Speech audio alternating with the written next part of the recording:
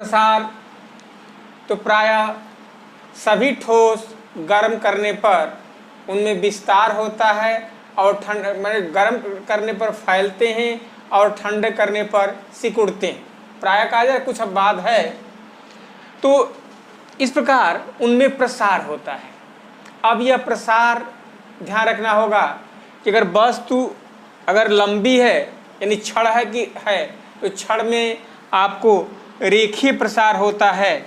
छड़ में क्या होगा आपका, तो रेखीय, क्योंकि आपको लंबाई में केवल प्रसार होगा तो उसे रेखीय प्रसार कहेंगे। जो चादर होगी, चादर में क्या होगा आपका क्षेत्रीय प्रसार होगा। और जो घनाकार वस्तु होगी तो घनाकार होगी तो उसमें आपको आयतन में विस्तार होगा, तो उसको आयतन प्रसार कहेंगे। इस प्रकार ये प्रसार तीन प्रकार के होते हैं: रेखीय प्रसार, क्षेत्रीय प्रसार और आयतन प्रसार। अब ये ठोस में जो विस्तार होता है, अब इस तरफ भी ध्यान रखना होगा कि जैसे आपका अगर कोई चादर है और चादर में होल कर दिया गया है, तो गर्म करेंगे तो गर्म करने के इसके मतलब नहीं कि सिकुड़ेगा, नहीं, हमेशा बाहर की तरफ विस्तार होता है, इसलिए छिद्र का आकार बढ़ेगा। इस तथ्य को ध्यान रखिएगा कि विस्तार बाहर की तरफ होना है, ये पैक नहीं होगा, तो विस्तार बाहर की तरफ होना है। इसलिए इस छिद्र, अगर कोई चादर में छिद्र कर दिया जाए और उसके विषय में पूछा जाए तो गर्म करेंगे तो इसमें विस्तार आपको बाहर की तरफ होगा। इसी कारण से आपको यहाँ तक कि कांच की बोतल की बात आती है, और कांच की बोतल में अगर डाट उसके फंस गया है बोतल के मुंह में, तो क्या करते हैं, उस कांच की बोतल को गर्म कर देते हैं। गर्म करने से उसमें विस्तार हो जाएगा और इसे डाट जो होता है कार की प्राय बनी रहती है, तो उसका चालकता कम होता है, उसमें विस्तार कम होगा, कांच में ज़्यादा होगा और वो आपको बाहर की तरफ निकल जाएगी। और अब ये विस्तार भी अलग अलग धातुओं में अलग अलग होता है। इसलिए अगर आपसे पूछ दिया जाए कि एक लोहे की छड़ है और एक आपको तांबे की छड़ है, दोनों को रिवर्ट यानी उस दोनों को जोड़ा गया है और गर्म करेंगे तो क्या होगा, तो गर्म करेंगे तो तांबे की छड़ में अधिक विस्तार होगी और लोहे की छड़ में कम विस्तार होगी। इसके कारण से होगा क्या कि गर्म करने पर ये झुक जाएगी और तांबे का जो प्लेट होगा वो पृष्ठ उत्तल हो जाएगा। गर्म करने पर तांबे के पृष्ठ क्या होगा, तांबा वाला उत्तल पृष्ठ बनाएगा और लोहे वाला क्या होगा आपका अवतल बनाएगा। ध्यान रखिएगा कि गर्म करने पर तांबे का उत्तल पृष्ठ और लोहे का अवतल पृष्ठ बनेगा अगर बराबर है, और सिको ठंडा करने पर तांबे वाला आपको अवतल हो जाएगा और लोहे वाला उत्तल हो जाएगा। तो ध्यान रखना है कि दो धातुओं को जोड़ करके कोई छड़ बने, रिवर्ट करके आपस में जोड़ करके कोई छड़ बनाई गई है, तो गर्म करने पर जिस धातु का प्रसार गुणांक ज़्यादा होता है उसमें विस्तार अधिक होता है, और जिसका प्रसार गुणांक कम होता है उसमें विस्तार कम होगा। इसलिए गर्म करने पर जिसमें अधिक विस्तार होगा वो उत्तल पृष्ठ बनाएगा, जिसमें कम विस्तार होगा वो आपका अवतल पृष्ठ बनाएगा, और ठंडा करने पर विपरीत हो जाएगा। इसके विपरीत ये भी है कि अगर धातु की ही बोतल बना दी जाए और उसके अंदर धातु की डाट की बात आती है, तो यह देखना होगा कि जो बोतल में डाट लगी है वह किस धातु की बनी है, और जो आपका बोतल का मुंह है वो किस धातु का है, यानी बोतल किस धातु का है, उसमें डाट किस धातु की है। अगर डाट ऐसे धातु की बनी है, जैसे अब लोहे की अगर बोतल बना दी जाए और उसके अंदर पीतल की या तांबे की डाट लगा दी जाए, तो गर्म करने पर चूंकि तांबे में विस्तार अधिक हो जाएगा तो डाट और फंसेगी, तो ठंडा करने पर वो डाट निकलेगी, सिकुड़ करके निकलेगी। तो ध्यान रखना है कि अगर प्रायः अब सामान्य से कांच का बोतल होता है और कार का होता है, लेकिन अगर धातु की बात आ जाती है कि धातु का बोतल है, धातु का उसमें डाट लगा है, तब ध्यान देना होगा कि वो डाट आपको किस धातु का बना हुआ है। अगर वो प्रायः ऐसे क्वेश्चनों में नीचे प्रसार गुणांक दिया रहता है, या बेसिक तरह से जानिएगा कि लोहे से आपको पीतल का ज़्यादा होगा और पीतल से ज़्यादा आपका तांबे का होगा, तो इस स्थिति में आपको विस्तार गुणांक ज़्यादा होगा। तो डाट अगर पीतल की बनी होगी या तांबे की बनी होगी, लोहे का अगर बर्तन होगा तो वो गर्म करने पर आपको फंस जाएगी डाट, ठंडा करने को निकलेगी। लेकिन समान तरह से आपको स्थिति ये होती है कि कार की डाट होती है, कांच की बोतल है, तब वो गर्म करने पर निकलती है, ठंडा करने पर और आपका सिकुड़ेगा तो डाट फंसेगी। ऐसे तथ्य को ध्यान में रखना है। और समांतर से ये भी है कि उस गर्म करने पर प्रायः विस्तार ही होता है, लेकिन कुछ ऐसा भी पदार्थ है कि गर्म करने पर सिकुड़ता है। जैसे आपको सिल्वर आयोडाइड है, तो सिल्वर आयोडाइड AgI वो आपको 80 से 140 के बीच वो सिकुड़ता है। उसी प्रकार बर्फ में भी आती है 4 डिग्री के नीचे, अगर देखा जाता है 0 से 4 डिग्री के बीच जो जल है उसमें भी क्या होता है, वो सिकुड़ता है, उसमें आपको फैलता नहीं है, ठीक ना। तो 0 से 4 डिग्री के बीच जल सिकुड़ता है, इस 4 डिग्री पर घनत्व सबसे ज़्यादा होता है। उसी प्रकार आपका याद रखेंगे, जल है असमान प्रसार में, ढलवा लोहा है, इसके बाद बिस्मथ है, बिस्मथ, एंटीमनी, ढलवा लोहा, वनस्पति घी, ये सब पदार्थ ऐसे हैं जिसको गर्म किया जाएगा तो गर्म करने पर उसके आयतन में वृद्धि नहीं होगी बल्कि कमी होगी। और सिल्वर आयोडाइड का जब 80 और 140 के बीच कहेगा तो उसके आयतन में कमी होती है, आपको सिकुड़ती है। इस तथ्य को जल का 0 से 4 डिग्री के बीच, सिल्वर आयोडाइड का 80 से 140 के बीच, उसी प्रकार आपको ढलवा लोहा होगा, वनस्पति घी होगी, आपको एंटीमनी होगी, बिस्मथ होगी, इनको जब गर्म करने की बात आएगी तो आपको सिकुड़ेगी। ऐसे करके ध्यान रखिएगा। और विशेष तरह से 3 तरह के प्रसार होते हैं, छड़ में रेखीय प्रसार होगा, चादर में क्षेत्रीय प्रसार होगा, और जो घनाकार वस्तु बताएगी उसमें क्या होगा, आपको आयतन प्रसार होगा। अब उसके प्रसार गुणांक निकालते हैं। तो लंबाई में वृद्धि डेल्टा L बराबर L alpha into delta T होती है, यही आपको जिसको रेखीय प्रसार गुणांक कहते हैं। इस बार रेखीय प्रसार गुणांक डेल्टा L बटा L इंटू डेल्टा T होता है। इस ऐसे से यहाँ अब राशि में देख रहे हैं कि L और डेल्टा T लिखा हुआ है, लेकिन आपको अगर क्वेश्चन पूछेगा कि रेखीय प्रसार गुणांक किस पर निर्भर करेगा, तो आपका जवाब होगा कि पदार्थ की प्रकृति पर निर्भर करता है, वो लंबाई और तापांतर पर निर्भर नहीं करता है, वो पदार्थ का निजी गुण होता है और उसकी प्रकृति पर निर्भर करेगा। रेखीय प्रसार गुणांक इसका मात्रक चाहे रेखीय हो, चाहे क्षेत्रीय हो, और चाहे आपको आयतन प्रसार गुणांक, सभी प्रसार गुणांक का मात्रक जो होता है प्रति डिग्री सेंटीग्रेड होता है। क्या होता है? प्रति डिग्री सेंटीग्रेड, या प्रति डिग्री केल्विन भी कह सकते हैं, या प्रति डिग्री फ़ारेनहाइट भी कह सकते हैं। तो ये डिग्री में होगा, केल्विन में से आपको डिग्री नहीं लिखा जाता है, तो प्रति डिग्री फ़ारेनहाइट, प्रति डिग्री सेल्सियस या प्रति केल्विन ऐसा कह सकते हैं, चाहे वो किसी का हो। तीनों का मात्रक एक ही होता है, क्षेत्रीय का भी, रेखीय का भी और आयतन प्रसार गुणांक का। इस चीज़ को याद रखेंगे। और इस प्रकार ये हुआ। उसी प्रकार बीटा के समय डेल्टा A बटा में L इंटू डेल्टा T होता है, ये तापांतर है। और आयतन के समय में आपका गामा से लिखते हैं, और गामा बराबर डेल्टा V अपान V इंटू डेल्टा T होता है। ऐसे करके प्रसार यानी आयतन में वृद्धि बटा प्रारंभिक आयतन गुणे तापांतर में वृद्धि, इसके आधार पर आपको आयतन प्रसार गुणांक निकालते हैं। उसी प्रकार आपको क्षेत्रफल में वृद्धि बटा प्रारंभिक क्षेत्रफल तापांतर में वृद्धि, इसके आधार पर क्षेत्रीय प्रसार गुणांक निकाल जाता है। और डेल्टा L बटा L इंटू डेल्टा T, इसके आधार पर आपको रेखीय प्रसार गुणांक निकाला जाता है। इस प्रकार ये 3 प्रकार के प्रसार गुणांक हुए, रेखीय प्रसार गुणांक, क्षेत्रीय प्रसार गुणांक और आयतन प्रसार गुणांक। अब इसमें भी ध्यान रखना होगा कि जब क्षेत्रीय प्रसार गुणांक जो होता है वो रेखीय प्रसार गुणांक यानी बीटा बराबर 2 अल्फा के बराबर होता है, और गामा जो होता है 3 अल्फा के बराबर होगा। यानी अल्फा संबंधी बीटा संबंधी गामा अगर होगा तो 1 संबंधी 2 संबंधी 3 के अनुपात में होता है। इस तथ्य को ध्यान में रखना है।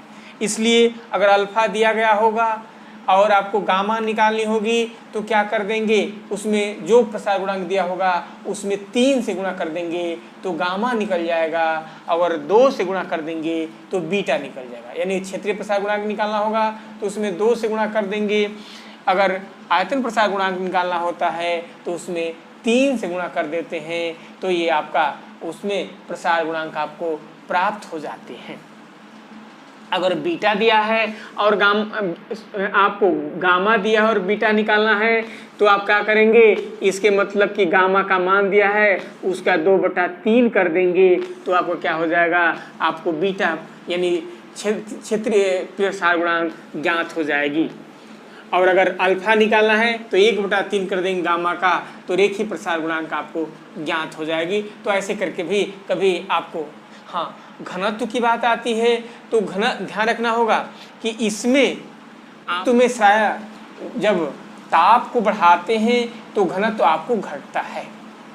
इन प्रसार गुणांकों को ताप पर निर्भरता नहीं है, ये प्रसार गुणांक ताप पर निर्भर नहीं करते हैं, लेकिन घनत्व की स्थिति में जब घनत्व को बढ़ाते हैं, ताप को बढ़ाते हैं तो घनत्व घटता है। इस तथ्य को ध्यान रखना होगा। यानी dt बराबर d01 माइनस ये गामा, ये उसमें प्रसार गुणांक है, और इंटू डेल्टा टी, इसका ध्यान रखना होगा। तो जहाँ पर यहाँ गामा भी प्रसार गुणांक होता है लेकिन ताप बढ़ाने पर घनत्व का मान प्राय आपका घटता है, इसमें वृद्धि नहीं होती है। लंबाई में वृद्धि होगी, आपको क्षेत्रफल में वृद्धि होगी, आयतन में वृद्धि होगी, लेकिन घनत्व में क्या हो जाता है, घनत्व में ताप बढ़ाएंगे तो उसमें कमी होगा। इस तथ्य को आप ध्यान रखेंगे कि उसमें कमी हो जाता है, ठीक ना। अब इस प्रसार गुणांक के संबंध में कुछ एप्लीकेशन भी ध्यान रखना होता है कि रेल लाइनों के बीच आपको खाली जगह क्यों छोड़ी जाती है। तो जवाब होगा कि उनमें आपका गर्मी के दिनों में क्या होता है, विस्तार होता है, इसलिए खाली जगह उसकी छोड़ी जाती है। जो पुल बनाए जाते हैं उसके एक हिस्सा कसा जाता है, दूसरा हिस्सा खुला आपको रखा जाता है क्योंकि उसमें भी विस्तार होता है। ये तथ्य बनाने कभी कभी पूछ दिया जाता है। उसके बाद आपको जैसे टेलीफोन के तार होते हैं तो टेलीफोन के तार जो होते हैं जाड़े में आपको सिकुड़ते हैं, कोएक्सियल सिंगल तार होते हैं, इसलिए उसको टाइट नहीं कसा जाता है, उसको ढीला कसा जाता है ताकि जाड़े में उसकी बात है कि जाड़े में सिकुड़ कर टूट न जाए। रेल की पट्टी क्योंकि गर्मी में फैल करके गर्मी में विस्तार हो जाएगी तो टेढ़ी हो जाएगी, लेकिन टेलीफोन के तारों का जवाब होगा कि वो आपको जाड़े में सिकुड़ करके टूट जाएंगे, इसलिए ढीली बनाई जाती है। लकड़ी के पहिए पर अगर लोहे की हाल चढ़ाई जाती है तो लोहे के हाल का आकार थोड़ा सा छोटा होता है, गर्म करेंगे तो विस्तार होकर के उसको जकड़ लेगा। इसी प्रकार इंजन के बॉयलर होते हैं तो बॉयलर को गर्म करने के लिए, बॉयलर को बनाने के लिए उसमें लोहे की जो चादर होती है उसको रिवर्ट के माध्यम से यानी गर्म घोल के माध्यम से जब उसके अंदर छिद्र करके उसमें डाल दिया जाता है तो क्या हो जाता है, वह घोल के माध्यम से वो लोहे की चादर आपस में जुड़ जाती है, जिससे भाप भी बाहर की तरफ नहीं निकलता है।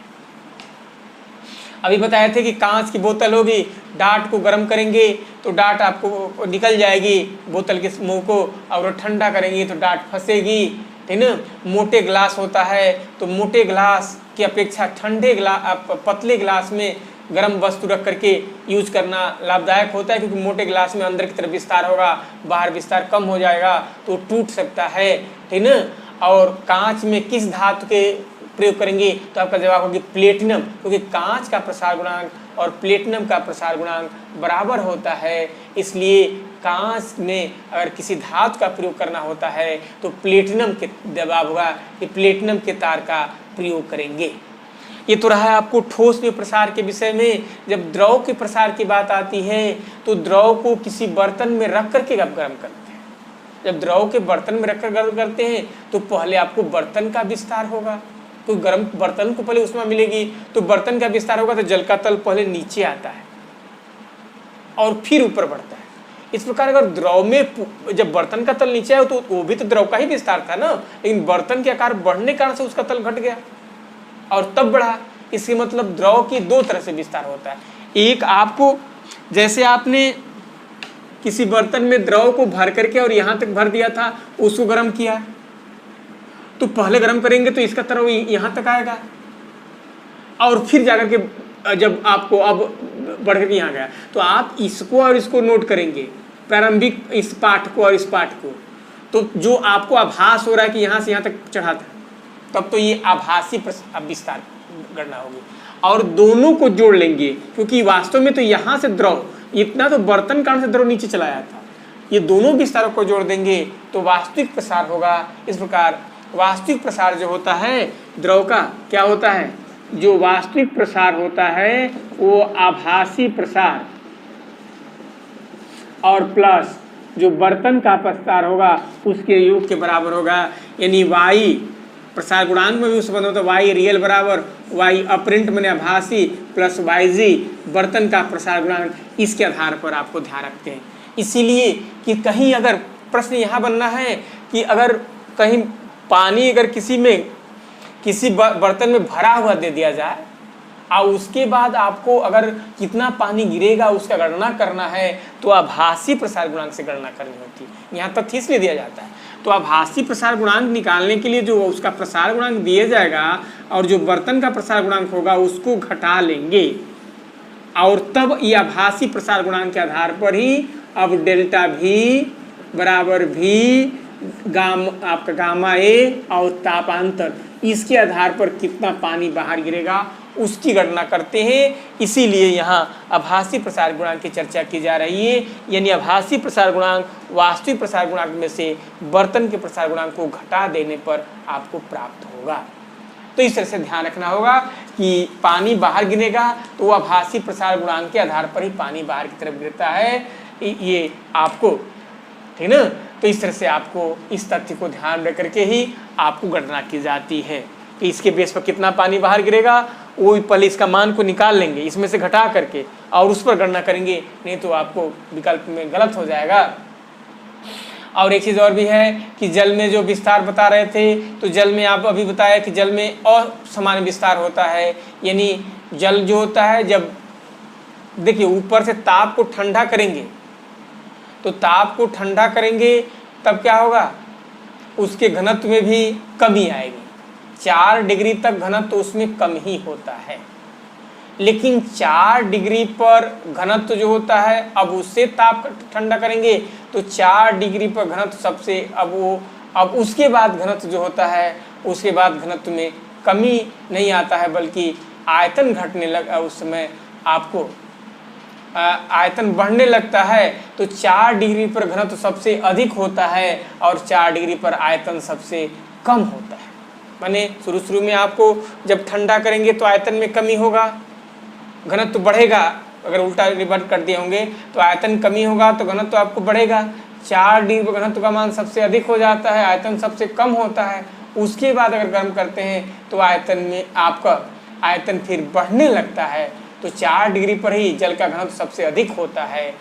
और इस कारण से पहले अगर ठंडा करेंगे तो आपको घनत्व बढ़ने कारण से ऊपर का पानी नीचे आएगा अगर ठंडा हो रहा है तो, और नीचे का पानी ऊपर जाएगा तो पूरे जल का तापमान 4 डिग्री तक मेंटेन हो जाएगा। क्योंकि ऊपर पानी को ठंडा ऊपर से होगा ना ऊपर का तब, तो वो पानी नीचे आएगी भारी होकर के और नीचे का पानी ऊपर जाएगा, फिर वो ठंडा होकर ऐसे प्रक्रिया चली जाएगी। जब पूरे जल का तापमान 4 डिग्री तक हो जाएगा तब तक तो वो समय घूमती रहेगी, लेकिन 4 डिग्री का हो जाएगा उसके बाद अगर पानी ऊपर से ठंडा होगा तो हल्की हो जाएगी। तो ऊपर का पानी ऊपर ही रह जाएगा तो नीचे का पानी अब ऊपर नहीं जा पाएगा, इसलिए नीचे का तापमान 4 डिग्री से कम नहीं हो पाता है। तो किसी भी नदी तालाब इत्यादि ऊपर अगर झील जम भी जाती है तो उसके नीचे का तापमान 4 डिग्री से कम नहीं होता है। और इसी के कारण से जल में असमान कारण से कभी भी समुद्र इत्यादि की मछलियाँ मरती नहीं है, क्योंकि ऊपर अगर बर्फ जम भी जाता है तो नीचे का तापमान 4 डिग्री से कम नहीं होता है और उस ताप को वो सहन कर सकती है, उस ताप पर वो जीवित रहती है। इसी कारण से मछली जो होती है आपको वो बर्फ के अंदर भी वो सुरक्षित रूप से रह जाती है। इसके मतलब कि बर्फ अवस्था में भी आ जाता है तो बर्फ का आयतन जल के आयतन से अधिक होता है, यानी घनत्व तो आपका कम होगा। ध्यान रखना होगा कि बर्फ का आयतन जल के आयतन से कम अधिक हो जाता है, घनत्व तो आपका कम होता है। और इसी कारण से पहाड़ों पर जो पाइप होते हैं, पाइप के अंदर का पानी जम जाता है, जम के जाने कारण से पाइप को तोड़ देता है, ठीक ना, तो पाइप आपको फट जाते हैं। इसी कारण से ये पौधों की अंदर जो वाहिकाएं होती है उसके भी जल जमने से उनकी वाहिकाएं आपको टूट जाती है, नष्ट हो जाती है और उसी कारण से पत्तियां मुरझा जाती है, ठीक ना। तो ये आपको यानी पाला जो पड़ने की बात आती है उन वाहिकाओं के में जल जमने कारण से ही वो मुरझा जाने से वो पाला कहते हैं, जो पौधों को एहसास होता है, ठीक ना। तो ये इसी कारण से होता है। इसके बाद जो चट्टानें होती है, चट्टाने के अंदर भी अगर पानी है तो बर्फ रूप में परिणत होगा, तो वो चट्टान को तोड़ देगा, चट्टानों में दरार पड़ी जाएगी। तो ये सब जल के असमान विस्तार के भी आपको ध्यान रखना होगा कि ये सब आपको जल के असमान विस्तार के कारण ही ये स्थिति होती है। इस प्रकार आपको 4 डिग्री से 0 डिग्री तक जल को ठंडा करेंगे तो क्या होगा, तो 4 डिग्री से देखिए 4 डिग्री तक अगर ठंडा करते हैं तो आयतन में कमी आती है और घनत्व क्या होता है, बढ़ता है। लेकिन 4 डिग्री से नीचे की बात आएगी तो आयतन कम हो, आयतन बढ़ेगा, ठीक ना। तो वो क्या होगा आपका, वो फैलेगा ही, ठीक ना। तो इस चीज़ से आपको ध्यान रखना कि 4 से 0 तक अगर ठंडा करेंगे तो उसमें विस्तार होता है, पहले फैलता है।